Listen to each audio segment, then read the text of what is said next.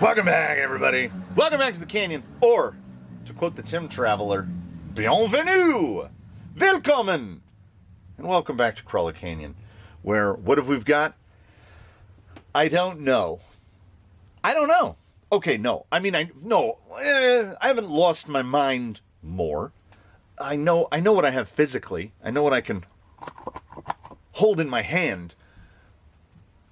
But what is it? Is this a quick view? Oh, other finger over here. Or is this a junk view? I don't know. This is, to the best that I've been able to tell, the Remo Hobby 1903. These were sent in from someone on like a trade. I send him stuff. He sends me stuff. He was like, do you want some Remo Hobby 1903s? And I was like, I don't know what those are. But, you know, I will test a tire. They're definitely in the more bouncy realm. And I tried to do as much research on them as I could. So Remo Hobby, FMS, Rock Hobby, it's kind of all the same thing so far as I can ascertain. And these tires exist only in that realm. They come on some Remo Hobby Power Wagon looking gentleman, which is called the Remo Hobby 1903. And these are the tires that come on that. And these are the foams that come in those tires. And these aren't bad. These aren't bad. And they fit the tires well. But, oh, yes, no ribbing, no belting. That's good. But thick. These feel proper thick and sniff. They smell super weird. Almost medicinal. I don't know what that means. I don't know what we're gleaning from the sniff test. I just like to smell tires. What? Leave me alone. Who doesn't love the smell of... Okay, if anyone here is elderly enough to remember going to like the Sears Auto Center when Grandpa had to put new tires on the station wagon, or going to a Firestone or any tire shop, the smell of new tires is objectively amazing. But the Remo Hobby, you will notice I am mounting on the little Babby. This is the, what are these? These are oddball. These are 19 millimeter inner rings. These are Amazon sourced. These came in another box, and I had to look them up to find out what they were. Did I vent this? Yes. These are straight up Vanquish clones. Like straight up Vanquish clones. They even had IFR rings in them. And we purloined the IFR rings, and we put them on Buffalo Bill. So they come with, I don't even know what it is. They use a metric driver, but it is not metric hardware. You can see by how small the screw heads are on those screws.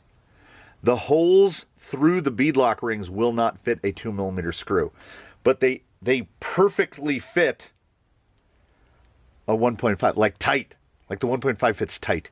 So I have no idea what the threading on those is. I don't know what the threading is on these. They're not as coarse as a standard imperial thread, and they're not as fine as a metric thread. I don't want these to be testing set of screws, because the screws that, and we'll do a little mini junk view on these inside. I mean, it's got to be a junk view, right?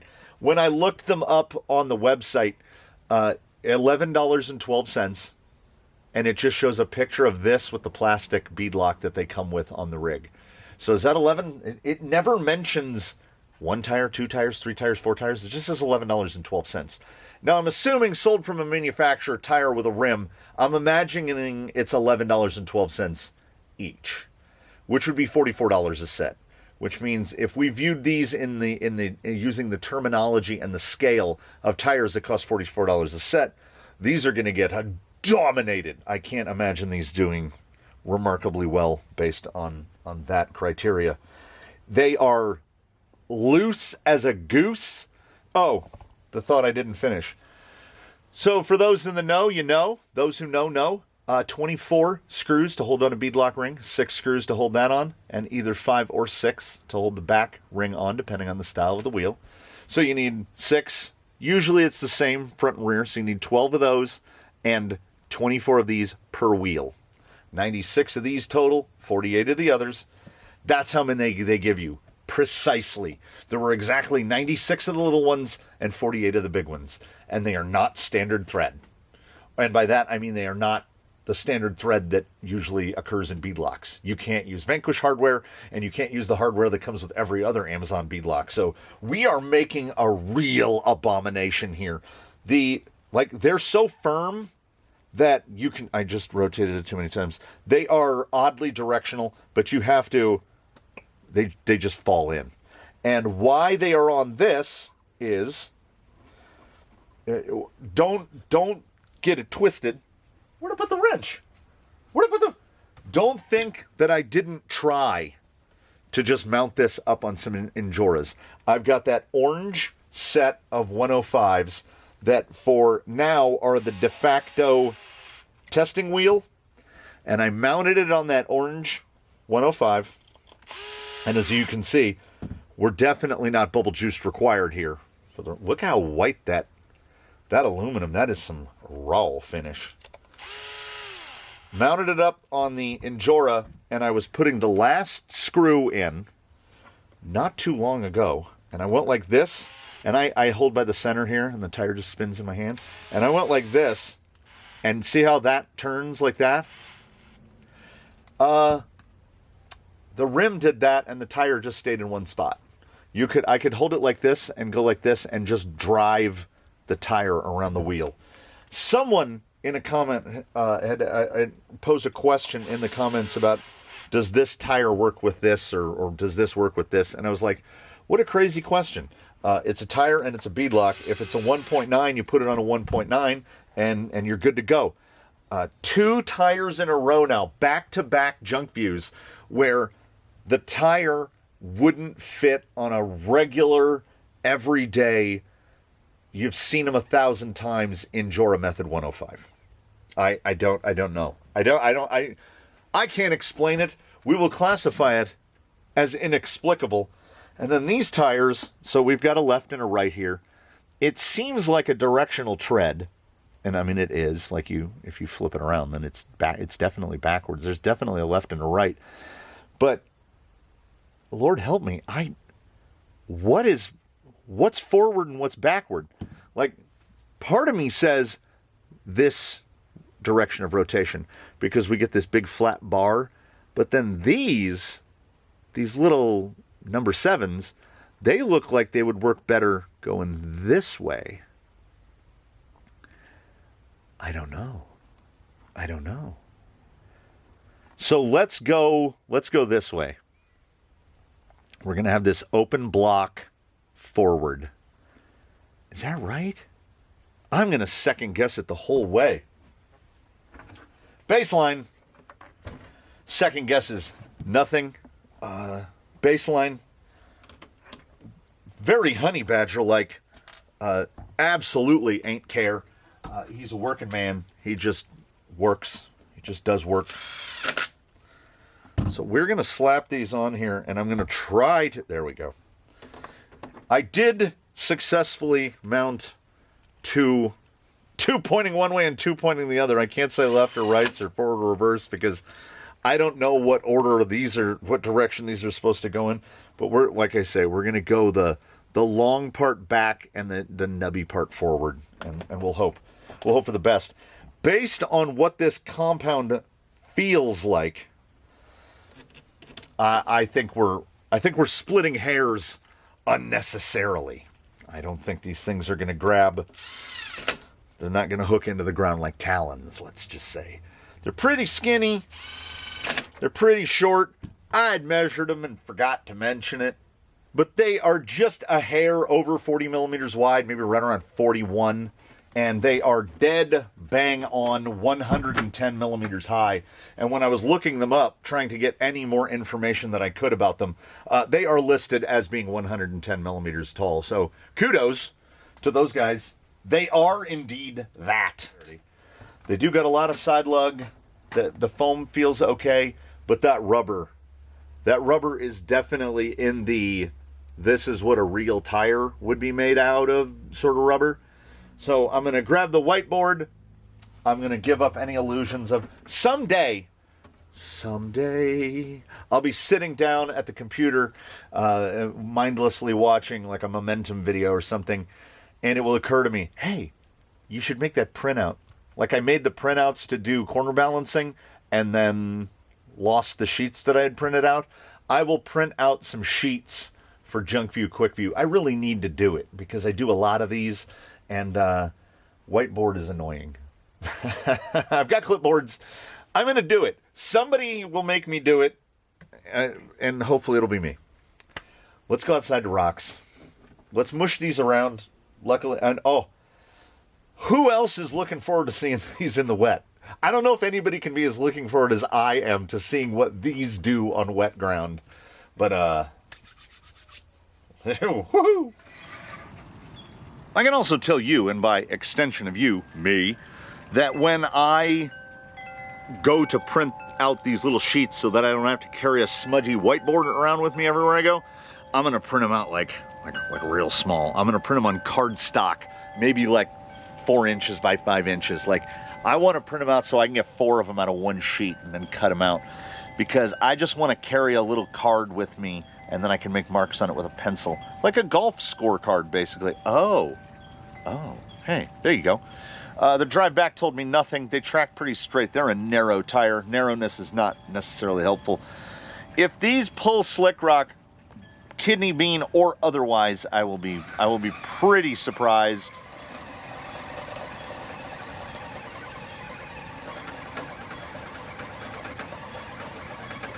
Already, I mean, slow it down. Okay, around the bean. Hey. You know, for a tire as hard as this one feels, that was a pretty surprising outcome. We try the shuttle move. Shuttle is not going to get us across any slick rocks. If we can kind of navigate in between actual rock, we might have enough bite.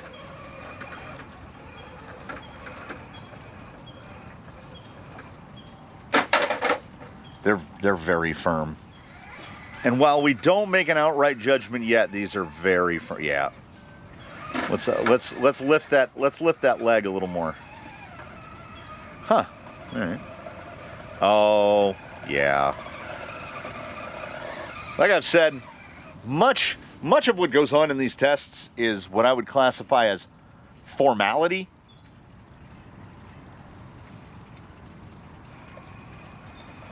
As I've figured out a number pretty early on. Oh. Yeah. Okay, one more pull of that. One more pull here, and we'll see if the number changes at all.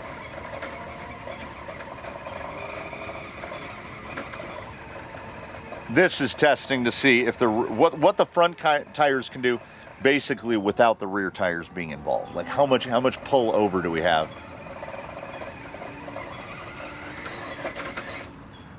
Oh, I got up on there. Can I do anything? No, just drops right back down.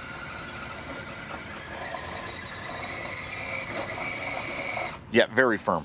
How firm? Firm enough to pull a solid 6. And if we don't have an abundance of forward drive, we have to hope for, if not an abundance, at least a reasonable amount of positionability. And these have got quite a side lug on them. But I don't think we've got enough. We're gonna try some borderline bouncer stuff to try to get over here.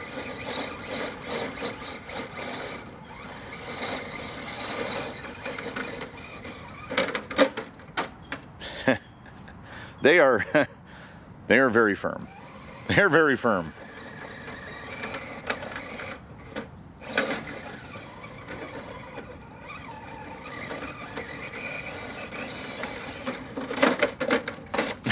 It's like we've destroyed his whole suspension. Self-righting, solid. We've got to get over this pull-up to not get a 5 on here, which, as you know, is actually a 0. And he pulls it out. Half a point. 5.5. I feel pretty comfortable with a 5.5. I'm so bad about due diligence. So I don't have my little cards, my imaginary golf cards. So I have to walk back over to the bench and write each number down. Otherwise I will forget. And I've done it a couple times. Oh, that's slippery. The mic is probably not picking up, like, it's not lug noise, it's like pops. It's little pop, pop, pops as it slides. That rubber is maybe as hard as we have encountered. But at the same time, it's so hard. Okay, if you can slide it back. No, they just.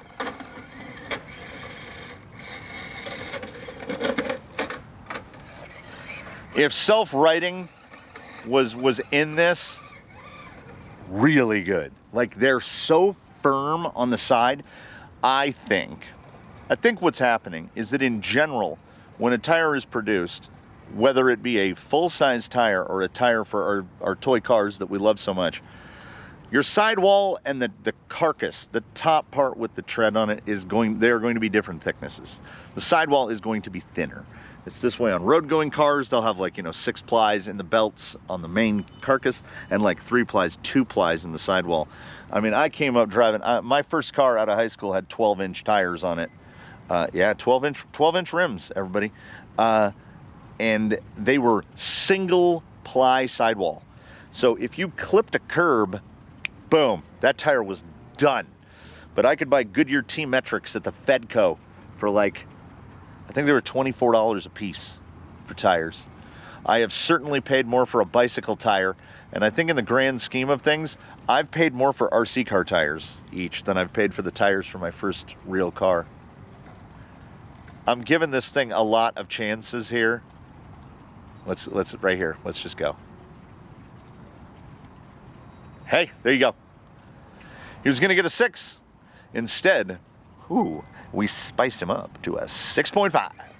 Let's see what kind of positionability we're working here at the notch.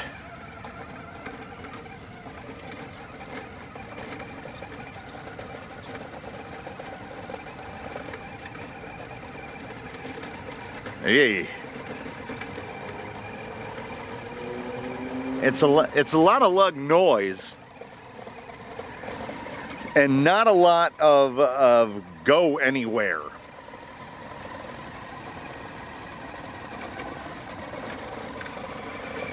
He was sitting still so long,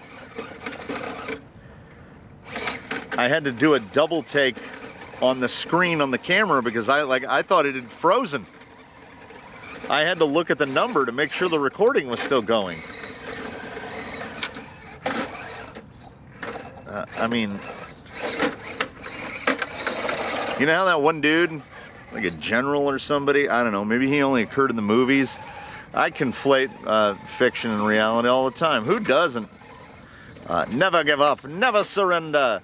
No, at a certain point, this thing can get a 5.5 by making this.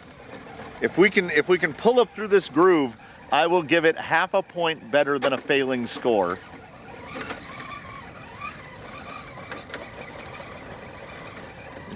No, that doesn't count. That's not the line, and he was well outside the line. And being well outside the line, have we really given 5s out before? Because we know what a 5 actually means. That was a 5. I did not have to walk and write that one down. I can remember a 5. All right here, that's the spot. I mean, I think I found the secret to Daphne's third. I know the spot, and I gotta give it credit. Now, is it repeatable? Get over here. This is a spot where that rock hard sidewall is actually doing something. I have a number that I'm uncomfortable with for that pass on there, but we'll see soft side. Oh, we got another guy that gets himself all out of shape trying to get into the soft side. You see driver rear just nudging around. You have to be able to stay inside right there. And I don't think we've got, nope. So one more hack. On the one hand, I'm more comfortable with it. I was unhappy with that number. Hard side and soft side go together. This is chocolate and peanut butter. You gotta have hard side and soft side together. If you clear it, you can get back to your number. And look, he'll go hard side. And no, 6.5, 6.5. It was a 7, and then we have what we call the asterisk. It's the second part of it, right? We've got Daphne's line, and then we've got the pull-up. The pull-up can either pick you up a half a point or lose you half a point. We've got Daphne's third, and then we have the soft side of Daphne's third. It can pick you up or it can drop you half a point. And it's so strange to me that most rigs that used to not be able to clear, I remember Argentum many, many moons ago, having real genuine difficulties getting up Daphne's third and could pull the soft side with no issue. So now added, we're doing 7. We're doing the magnificent 7 on the tests now because I do love bumps and I love to see how bumps go. Oh, no.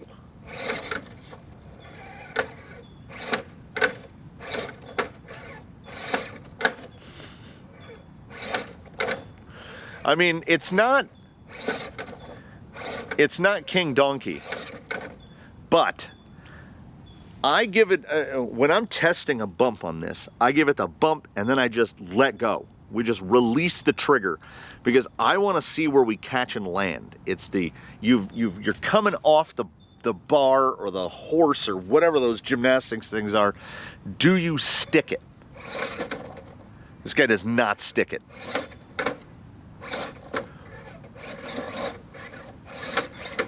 Even with a roller bump, really out of shape. Rear end's one way, rear end's the other. But it can bump, so it can't be a 5, but it can be a 5.5, which is some of the worst bumping that we've seen. See, still didn't stick it. It's caught on the dead limit sign. That's the only thing that kept him up. So 6.5 at Daphne's, could have been a 7, falling apart on the soft side. 5.5 on bumps, which is just that's bad bumping. Now, I don't want to be like a nihilist fatalist. We give it one more shot here on the dry. And we have a rubber compound as hard as any we have encountered. Not quite as hard as the original fake Trepador.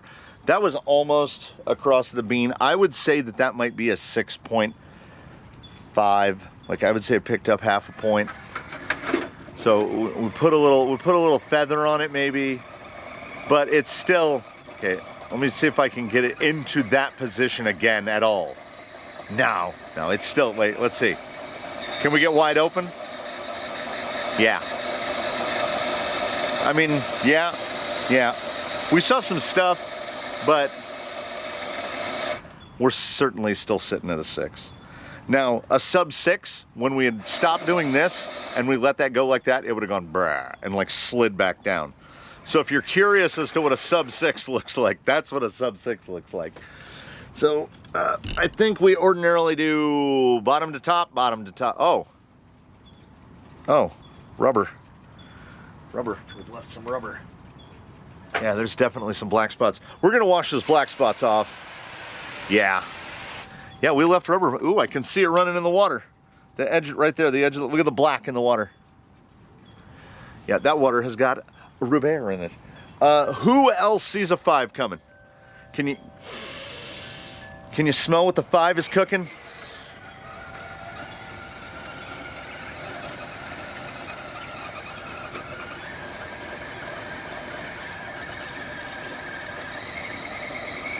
I mean, we could do this on dry. Oh, you know what? There we go.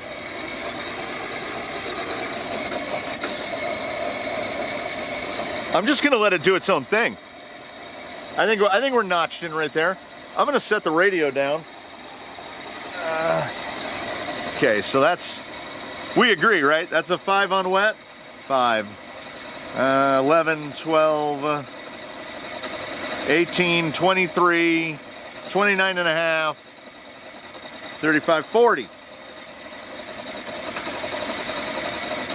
40 divided by 7. Well, it's under a 6. I know that.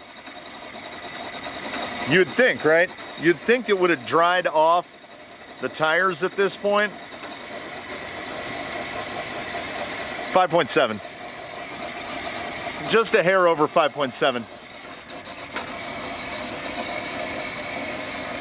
You've never seen anything like it, right? I mean,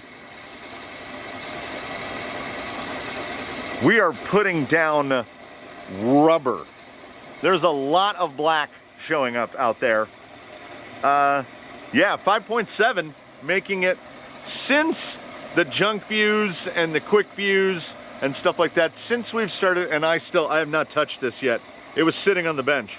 I just was holding it in, because he's started to get a little loose. There he goes. Look at the amount of rubber down there. I just wanted to make sure I had a button nearby to bring him to a halt. Yeah, 5.7, since the Junkview and the Quickview has attempted to get a little more scientific. We were quasi-scientific now. Now we are super quasi-scientific.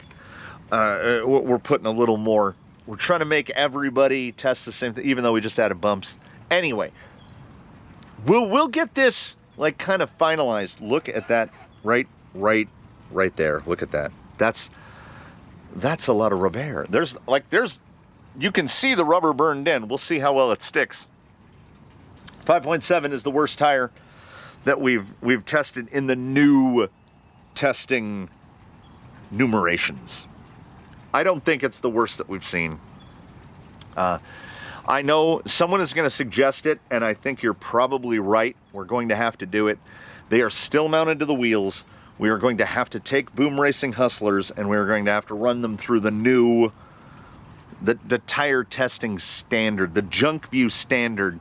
If we run them through the Quickview standard, I will kill myself. But the Junkview standard we can blow through pretty quick, and it adds wet, and I think the wet's fun. So, the Remo Hobby 1903, I don't think that there's anyone out there actually looking to buy this tire, but if you do happen to have a vehicle that has one, you have yet to experience what your vehicle can actually do. I think I can state that from where I'm sitting.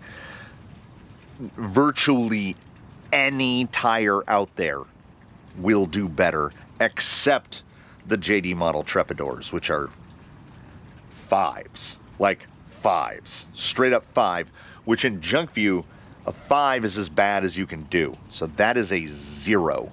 These are a 5.7, which literally means, in Quickview terminology, ooey, which is a 0 to 9.9. If I had to Quickview these, saying that they were $44 a set, yeah, I'd give these like a 2.5. Yeah, like a 2.5. Doing the full gamut of testing, they might get to a 2.5 out of 10. Meaning that these do absolutely qualify as something that is objectively terrible.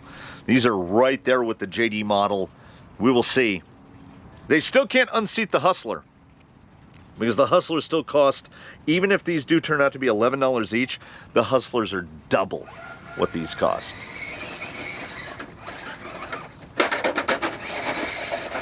That said, they're pretty bad.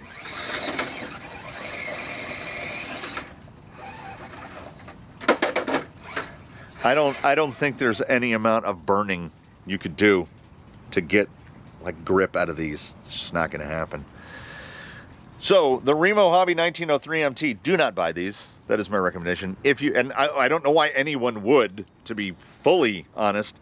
And if you have them, discard them like immediately. Put anything on there. You would be hard-pressed to find an AliExpress, well, not hard-pressed. You can definitely find some AliExpress tires that are worse. But you can get something that's better inexpensively, easily. Like takeoffs on eBay from something. Like, even viewing this through the lens of an RTR tire, these are objectively bad. And that leaves me with a more elevated feeling than many tires do at the ends of these tests, because these tires are not lukewarm. They are not great, and they are not middling. They are terrible. These are the JD model. They are right there with them. Super bad. And that in itself is something kind of to be appreciated. So thanks, Remo Hobby, for giving us proving that if you glue a foam to a plastic wheel, you will get significantly more grip than what you get out of these, and that's mind-boggling. What's not mind-boggling are the comments. I love the comments. I hope you love leaving comments, because I love reading comments. Do comment below. Please drop a like. Please subscribe if you have not. Apparently it helps the algorithm, however that thing works. Come on back to the canyon as soon as you can. Watch some other stuff. We got plenty of videos. If you're ever wondering, hey, have you tested this?